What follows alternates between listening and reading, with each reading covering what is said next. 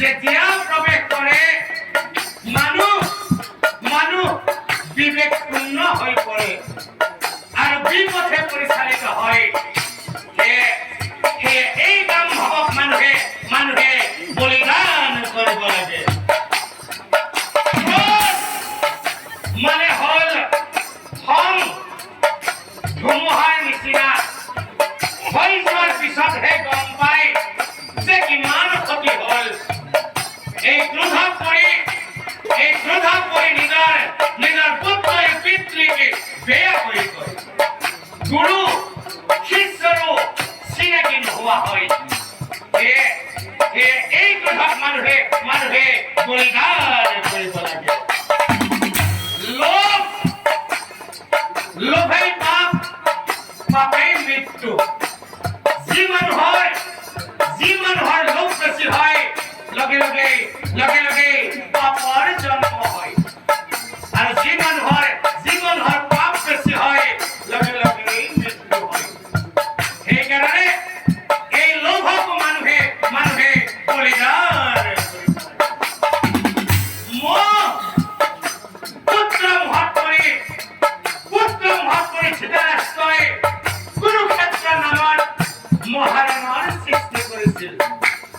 সেই ৰণত 100 পুত্ৰৰেই বলিদান হৈছিল। তেনেকুৱা ধৃতৰাষ্ট্ৰ আজিও আমাৰ সমাজতো দুই এজন দেখা পোৱা যায়। অনুৰোধ কৰিছো লগাতকৈ বা জোখত নিজৰ সন্তানক কোনোদিনেই বেছি মোহ নকৰিব। যদি কোনোবাই কৰি আছে তেনেহলে সেয়া মোহ বা মৰম কৰি থকা নাই, সেয়া নিজৰ শিশুক নিজে হিংসাহে কৰি আছে।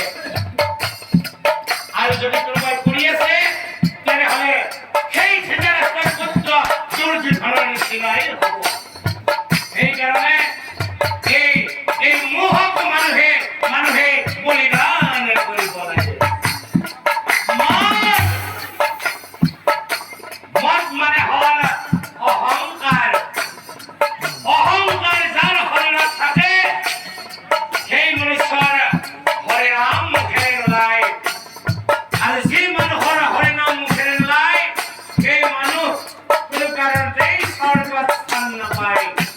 সেই মানুহ নৰকতহে স্থান পায়। সেইকাৰণে এই অহংকাৰক মানুহে বলিদান কৰিব লাগে।